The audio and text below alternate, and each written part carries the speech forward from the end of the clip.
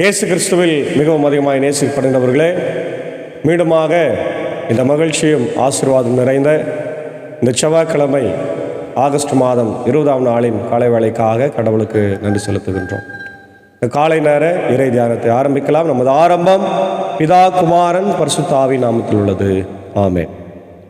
எல்லாம் வல்ல தந்தை, மகன், தூய் ஆவியானவரே, இந்த மகிழ்ச்சியான குளிர்ச்சியான ஆண்டவரே, காலை வேளைக்காக நன்றி செலுத்துகிறோம். கடந்து போன இரவிலே எங்களோடு இருந்தீர் ஆண்டவரே. நேற்று தினத்தில் குளிர்ச்சியான மழையை தந்திருக்கிறேன். நன்றி தகப்பனே. தொடர்ந்து இந்த காலை வேளையில் உங்களுடைய இறை வார்த்தையை எங்களோடு கூட பேசுங்க ராஜா, நாங்கள் கேட்கிறோம். கர்த்தாவே, இந்த வார்த்தையினாலே நாங்கள் போஷிக்கப்படவும் ஆசீர்வதிக்கப்படவும் கர்த்தர் கிருபை தார்.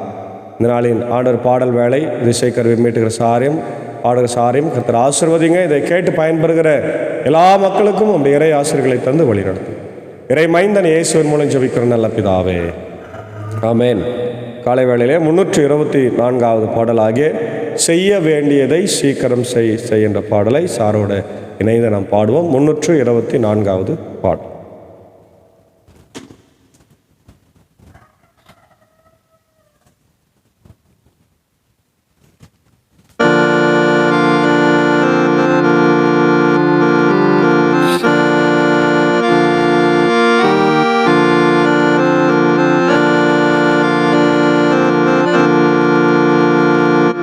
செய்ய வேண்டியதை சீக்கிரம்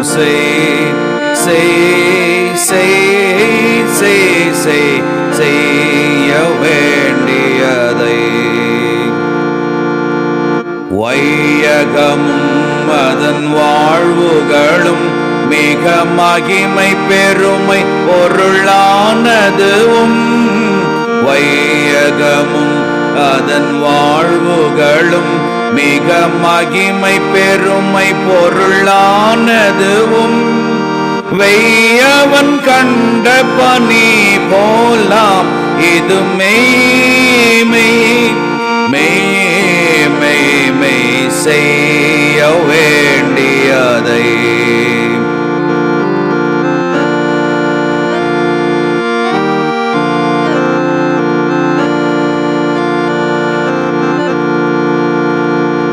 ஆவியும் கூடுவிட்டேகாமுன் வெகு ஆபத்து நாட்கள் வந்தணுகாமுன் ஆவியும் கூடுவிட்டேகாமுன் வெகு ஆபத்து நாட்கள் வந்தணுகாமுன் தேவசுதன் ஜெகரட்சகரண்டை சேர்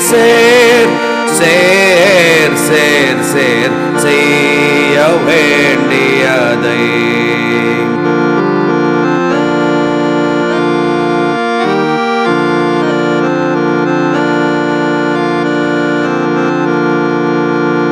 ஔவியம் பெருமை அகந்தை அசுத்தமும் அகற்றி நீ அனுதீனமும் ஔவியம் பெருமை அகந்தை அசுத்தமும் அகற்றி நீ அனுதீனமும் திவ்ய வேத தீவர்த்தி ஒளியினில் செல் செய்ய வேண்டியதை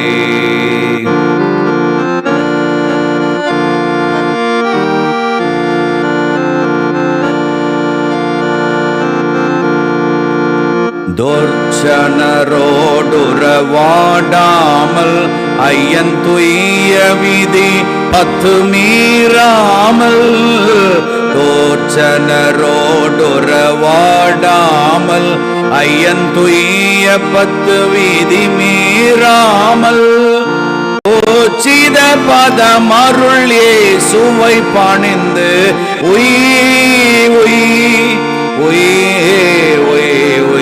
செய்ய வேண்டியதை சீக்கிரம்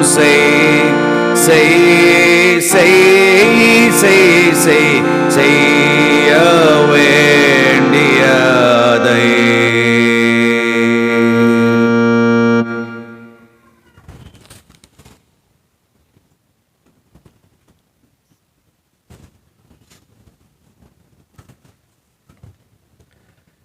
இயேசுவில் பிரியமானவர்களே, மீண்டுமாக உங்களை இந்த நாளிலே சந்திப்பதிலே மிகுந்த மகிழ்ச்சி அடைகிறோம். இந்த நாளின் இறை வார்த்தைகள் அது ஏசாயாவின் தீர்க்க தரிசன புத்தகம் 29ஆம் அதிகாரம் 11 முதல் 19 வரை உள்ள வசனங்களிலே இருக்கின்ற இறை வார்த்தைகள். இந்த பகுதி எச்சரிக்கைகள் மிகுந்த ஒரு பகுதியாக இருக்கிறது. அதே வேளையில் எச்சரிக்கையை புறக்கணிக்கப்படுகின்ற மக்களாகவும் இந்த மக்கள் இருக்கிறாக நம்ம பார்க்கிறோம். பொதுவாக ஏசாயா திருமறையில் மிக முக்கியத்துவம் வாய்ந்த ஒரு புத்தகம். ஏனென்றால் இதில் 66 அதிகாரங்கள் இருக்கிறது. இது நம்முடைய திருமறையை நினைவு கூறுகிறதாய் இருக்கிறது. திருமறையில் 66 புத்தகங்கள் இருக்கிறது என்பதை நம்ம பார்க்கின்றோம்.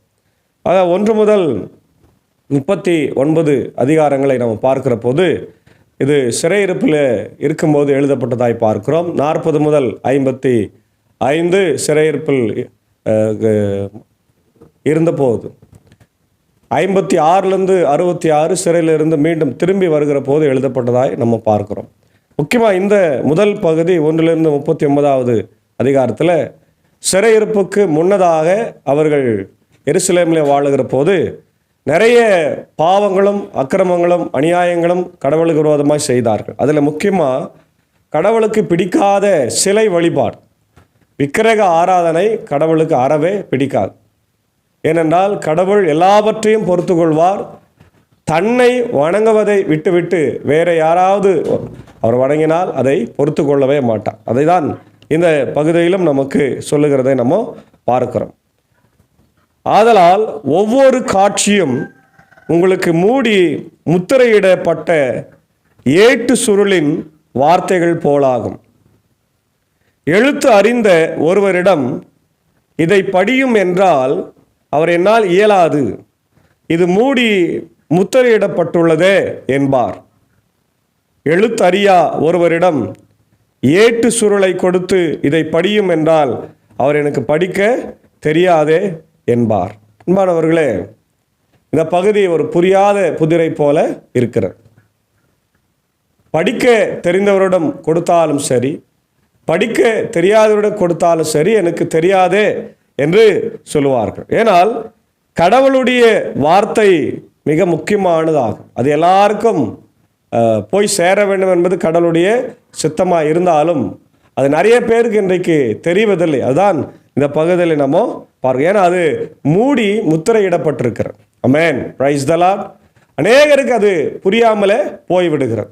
அது முத்திரையிடப்பட்டதுனால அதில் இருக்கிற விஷயங்கள் நிறைய பேருக்கு தெரியவில்லை. அடுத்தது பார்க்குறோம், என் தலைவர் கூறுவது இதுவே, வாய் சொல்லால் இம்மக்கள் என்னை அணுகுகின்றனர், உதட்டினால் என்னை போற்றுகின்றனர், அவர்கள் உள்ளமோ என்னை விட்டு தொலையில் இருக்கிறது, அவர்களது இறை அச்சம் மனனம் செய்த வெறும் மனித கட்டளையை சார்ந்ததே. ரொம்ப அழகா சொல்றார் பார்.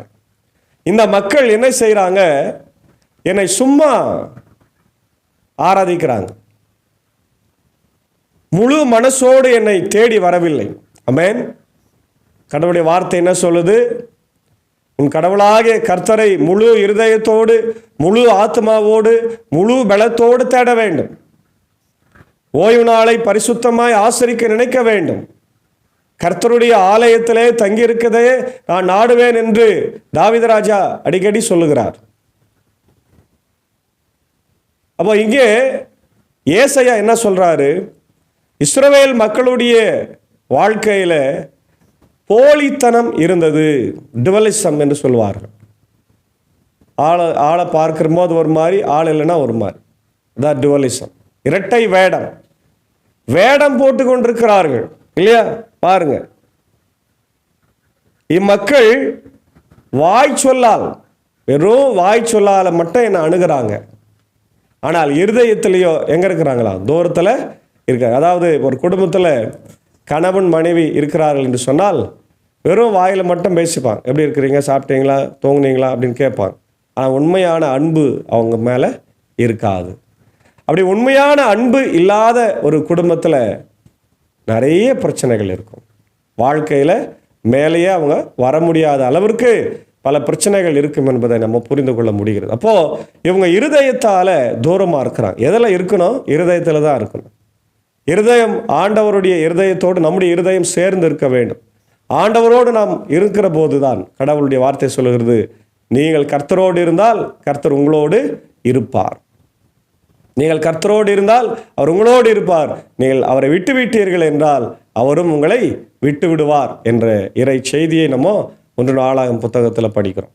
அப்போ கடவுளோடு இவர்கள் இருக்கவில்லை. இவர்கள் இருதயம் தொலைவில் எங்க இருக்குது? பணத்தின் மேலே இருக்குது, சொத்து மேலே இருக்கிறது, விக்கிரகங்கள் மேலே இருக்கிறது, இஷ்டத்துக்கும் இருக்கிறது. குறிப்பாக மனித கட்டளைகளை சார்ந்து இருக்கிறது. நல்லா கவனிங்க, மனித கட்டளைகளை சார்ந்து இருக்கிறது. அதான் சொல்றாரு, இவர்களது இறை அச்சம் மனனம் செய்த வெறும் மனித கட்டளையாய் இருக்கிறது. இன்னைக்கு நிறைய பேர் நாம் பைபிளை விட்டுட்டு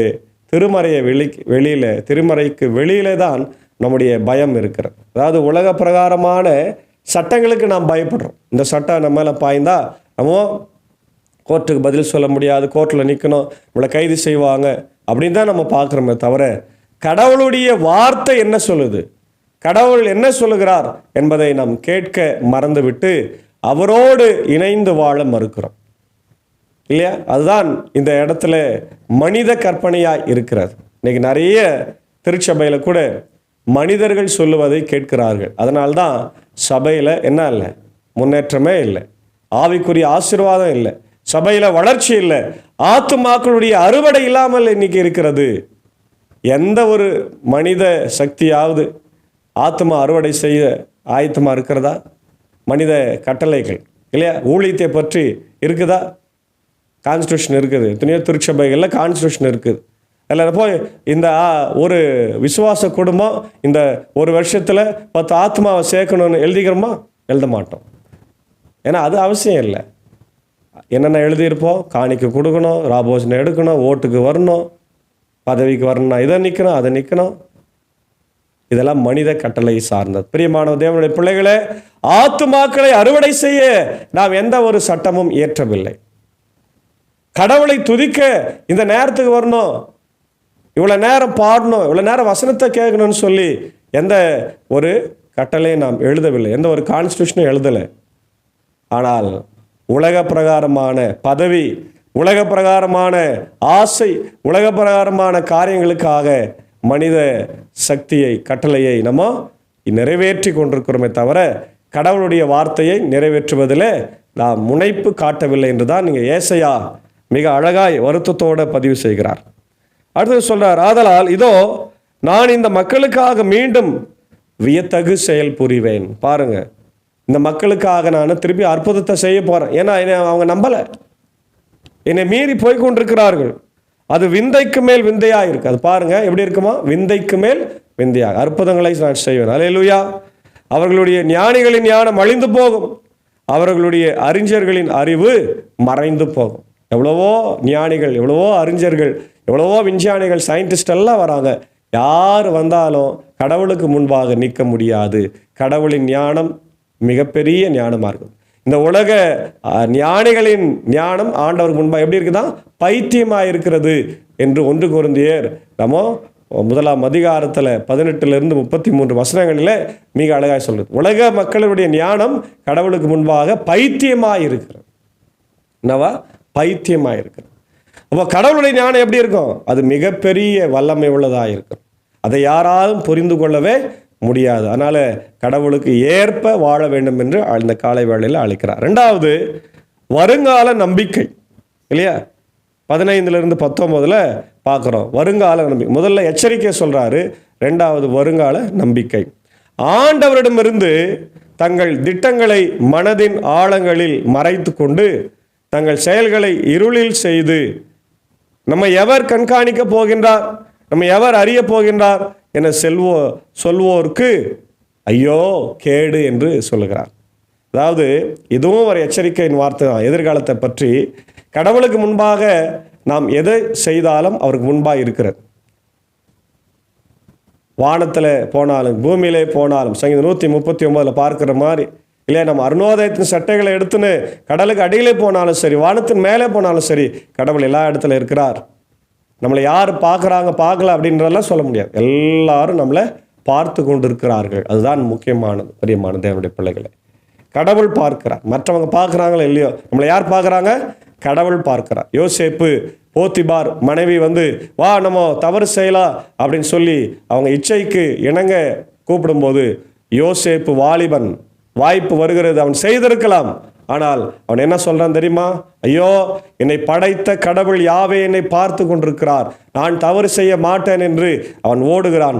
தவறு செய்யாதனால, பாவம் செய்யாதனால அவனுக்கு கொடுக்கப்பட்டது என்ன? தண்டனை, சிறை தண்டனை. கடவுளுக்கு முன்பாக நாம் பரிசுத்தமாய் தூய்மையாய் வாழ வேண்டும். தேவனுடைய பிள்ளைகளே, யார் பார்க்கிறார்களோ இல்லையா, கடவுள் பார்க்கிறார் என்ற பயம் நமக்கு இருக்க வேண்டும்.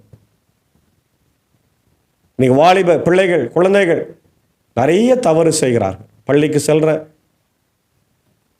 காலேஜுக்கு போறேன்னு சொல்லிட்டு எங்க போறோம்?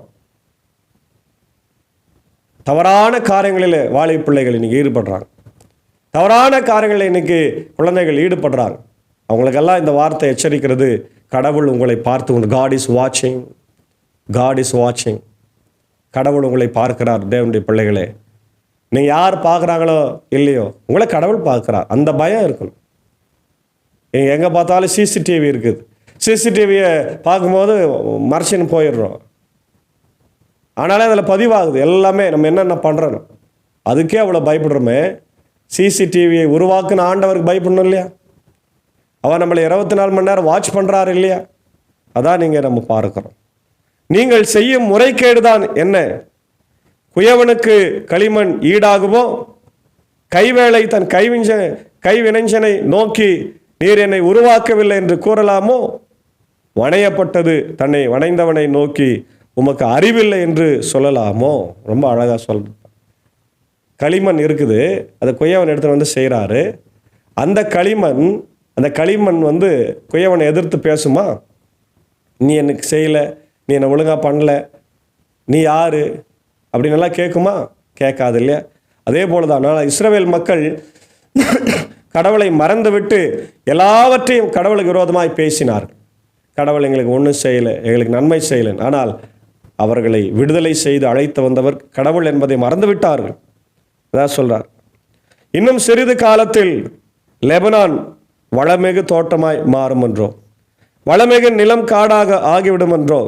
அந்நாளில் காது கேளாதோர் ஏட்டு சுருளின் வார்த்தைகளை கேட்பார்.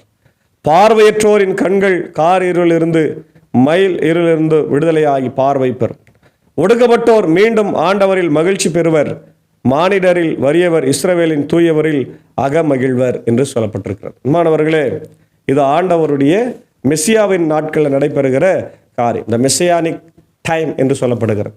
ஆண்டவருடைய நாட்கள் வரும்போது பார்வையற்றவர்கள், காது கேளாதவர்கள், வாய் பேச முடியாதவர்கள், நடக்க முடியாதவர்கள், ஒடுக்கப்பட்டவர்கள் எல்லாரும் வாழ்வை பெறுவார்கள். த மெசியானிக் டைம் ஹஸ் கம். காலம் நிறைவேறிய போது கடவுள் இயேசுவை அனுப்பினார் இல்லையா? இந்த உலகத்தில் அவர் 33 வருடங்கள் வாழும்போது ஊழியத்தில் அநேக மக்களை சுகமாக்கினார், வாழ்வு கொடுத்தார்.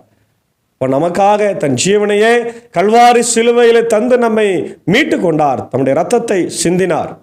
ஆகவே இந்த பிரியமான தேவனுடைய பிள்ளைகளே, காலை வேளையிலே கடவுளை நாம் உதாசீனப்படுத்தாமல் இருதயத்தோடு நாம் ஒன்றிணைந்து வாழவும், அவரை எதிர்த்து கேள்வி கேட்காமல், கடவுள் என்னை வாட்ச் பண்ணுறார், பார்த்து கொண்டிருக்கிறார், அவர் நான் கேள்வி கேட்க மாட்டேன், அவரிடத்தில் அன்பாக இருப்பேன், நான் உணர்வுள்ள இருதயத்தோடு இருப்பேன் என்ற இறை செய்தியை இந்த காலை வேளையிலே நாம் கேட்டிருக்கிறோம். நாம் அதன்படி வாழ தூய ஆவியானவர் தாமே இந்த காலை வேளையிலே நம் அனைவரையும் ஆசீர்வதித்து வழிநடத்தி காப்பாராக. ஆமேன். ஜெபம் செய்வோம். மகா இரக்கமும் கிருபை நிறைந்த நல்ல ஆண்டவரே, இந்த காலை வேளைக்காய் நன்றி செலுத்துகிறோம். மீண்டுமாக இந்த ஆகஸ்ட் மாதம் 20ஆம் நாளிலே ஆண்டவரே உம்முடைய கிருபையினாலே, உம்முடைய இரக்கத்தினாலே எங்களை காத்து வழிநடத்தினதற்காக உம்மை ஸ்தோத்திரிக்கிறோம். இந்த நாளிலும் இறைவா, உம்முடைய வார்த்தையை நீர் எங்களுக்கு தந்திருக்கிறீர். தகப்பனே, உம்முடைய இறை ஆசிரியர்கள் எங்களோடு கூட இந்த நாள் வரையில் இருந்திருக்கிறது ராஜா. நன்றி ஆண்டவரே. அவ்வப்போது நல்ல மழையை தந்து வருகிறீர். நன்றி தகப்பனே. இந்த காலை நேரத்தில் கேட்ட வார்த்தைகளுக்கு ஸ்தோத்திரம் ஆண்டவரே. ஏசாயா நாட்களில் இஸ்ரவேல் மக்கள் உம்மை மறந்துட்டு போயிட்டாங்க. இந்த வார்த்தையை அவங்க சரியாக படிக்கலை. ஆண்டவரை முத்திரை போடப்பட்டிருக்கிறது என்பதை உணர்ந்து கொள்ளவில்லை. ஆண்டவரை அவர்கள் உம்முடைய இருதயத்தோடு ஒன்றிணைந்து இருக்கவில்லை. ஆண்டவரே நீர் பார்க்கிறீர் என்ற எண்ணம் அவங்களுக்கு சுத்தமாகவே இல்லை.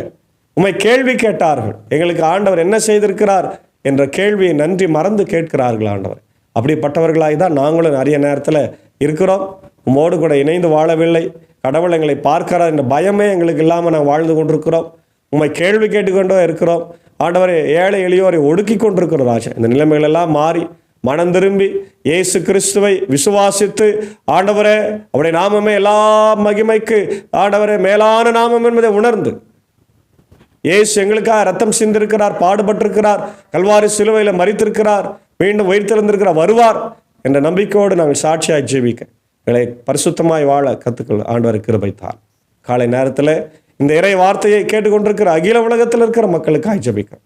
America, UK, Australia, New Zealand, Philippines, Gulf கண்ட்ரீஸில் இருக்கிற மக்கள், ஆண்டவர் இந்தியாவில் இருக்கிற மக்கள், இந்தியாவில் இருக்கிற எல்லா மாநிலத்தில் இருக்கிறவங்க, தமிழ் குறிப்பாக தமிழ்நாட்டில் ஆண்டு அதே போல் எல்லா ஸ்தாபனங்கள், கிறிஸ்தவ ஸ்தாபனங்கள், மிஷினரிமார்கள், ஆண்டவர் FMBB, ஜெம்ஸ் மிஷினரிகள், NMSI, IMS மிஷினரிகள், தன்னார்வமாக ஊழியம் செய்கிற மிஷினரிகள் எல்லாருக்காக ஜெபிக்கிறோம். குறிப்பாக இந்திய தேசத்தில் பணியாற்றுகிற மிஷினரிகள், வெளிநாடுகளில் பணியாற்றுகிற மிஷினரிகள் யாவரையும் கர்த்தர் ஆசீர்வதிப்பீராக. தேவைகளை சந்திய ராஜா. இந்த காலை நேரத்தில் ஆண்டவரே விசேஷமாக கர்த்தாவே என்னுடைய ILC திருச்சபைக்காய் ஜபிக்கிறோம். 3 சபை சங்கங்கள், போதகர்கள், ஊழியங்கள், ஸ்தாபனங்கள், பள்ளிக்கூடங்கள், சிறப்பு பள்ளிக்கூடங்கள் சிறப்பாக இயங்க கிருபை தார். குறிப்பாய் ஆண்டவரை ஆசிரியர்கள் மாணாக்கர்களையும் ஆசீர்வாதிங்க, பலப்படுத்துங்க, தேவைகளை சந்திங்க. ஆண்டவர் மாணாக்கர்கள் கர்த்தரைகளை பார்த்து கொண்டிருக்கிறார் என்ற பயத்தோடு அவர்கள் வாழட்டும் ராஜா. ஆண்டவர் இந்த காலை நேரத்தில் இதோ கர்த்தாவே என்னுடைய பெதஸ்தா மருத்துவமனைக்காய் மீண்டுமா ஜபிக்கிறோம். ஆண்டவரை திறக்க ஆண்டவரே எல்லா வழிவகைகளையும் செய்ய வேண்டுமா ஜபிக்கிறோம். தடைகளை நீக்கும் ராஜா. அதே போல் இந்த காலை நேரத்தில் ஆண்டவர் பலவீனமாய் சுகவீனமாக இருக்கிறவங்க, படுக்கையில் இருக்கிறவங்களுக்கு ஜபிக்கிறோம். என்னுடைய மூத்த போதகர்கள் நிக்சன் ஐயருக்கா, BJS ராஜ்குமார் ஐயருக்காக, 1000 அம்மாக்கள், டீச்சர்கள், ஆண்டவருடைய மூத்த விசுவாசிகள், கர்த்தாவே கரஸ்பாண்டன்ஸ்க்காக ஜபிக்கிறோம். எல்லாரையும் கர்த்தர் ஆசீர்வாதிங்க, பலப்படுத்துங்க, தேவைகளை சந்திங்க ராஜா.